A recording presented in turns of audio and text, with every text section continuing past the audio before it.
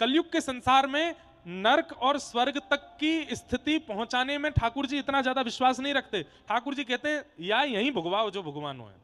हाँ ठीक है, स्वर्ग नरक की व्यवस्था तो है, बहुत बड़े उच्च कोटि के पापियों के लिए है, पर सामान्य पापी जो होते हैं, जिस कैटेगरी में कभी कभी हम आप भी आ जाते हैं, हम सामान्य पापियों में आ जाते हैं, हमारे लिए ठाकुर जी नरक स्वर्ग तक की व्यवस्था नहीं रखते। ठाकुर जी कहें दारी के यहीं भुगवाओ, ये अपने 100 वर्ष के जीवन काल में यहीं भोगेंगे जो इन्हें भोगना, और अगर या जन्म में बच के निकल गए तो अगले जन्म में भोगेंगे।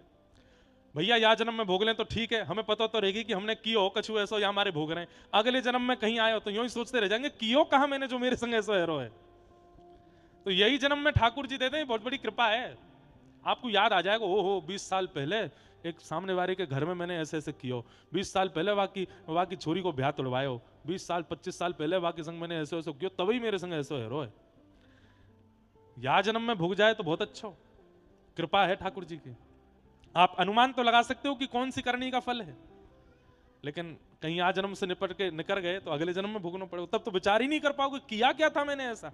कई बार, बुरा नहीं मानिएगा, जन्म लेते ही उस जन्मजात बालक के साथ भी बड़ी दिक्कत कष्ट आदि आने लगते हैं। यह कर्म चक्र है, ना उसके माता पिता को पता होता है, ना उसको पता होता है, ना परिवार को पता होता है ये हो क्यों रहा है ऐसा। ये कर्म चक्र है। तो श्राप आज भी लगता है, बल्कि मैं ऐसा कह दूं सतयुग त्रेता द्वापर से ज्यादा खतरनाक श्राप कलयुग में लगते हैं, क्योंकि वहां श्राप देने वाले का पता है, अपराध पता है, यहां तो कुछ भी नहीं पता, फिर भी हम भोग रहे हैं। राजा परीक्षित को श्राप लगा, 7 दिन में मरने का श्राप लगा। अच्छा एक बात और कह दूं, मान लो कि हमारे किसी पूर्व जन्म के कर्म का फल हमको इस जन्म में कुछ कष्ट मिल रहा है। वो कष्ट कब तक है? जब तक आप उसको कर्म फल मान रहे हो कि कोई मेरी करनी का फल मुझे मिल रहा है। लेकिन जो व्यक्ति अपने जीवन की हर परिस्थिति को भगवत कृपा प्रसाद मान लेता है, उसको कष्ट नहीं लगता, उसको प्रसाद ही लगता है। अपने जीवन के हर क्षण को प्रसाद मानिए।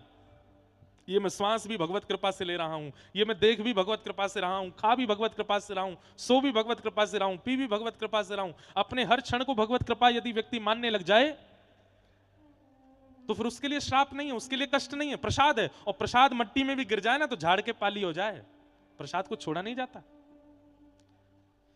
सामान्य केला अगर गिर जाए तो छोड़ दिया जाता है, लेकिन मंदिर से मिला हुआ प्रसाद यदि नीचे गिर गया तो उसको उठा के झाड़ करके पा लिया जाता है, क्योंकि प्रसाद कभी अपवित्र नहीं होता है।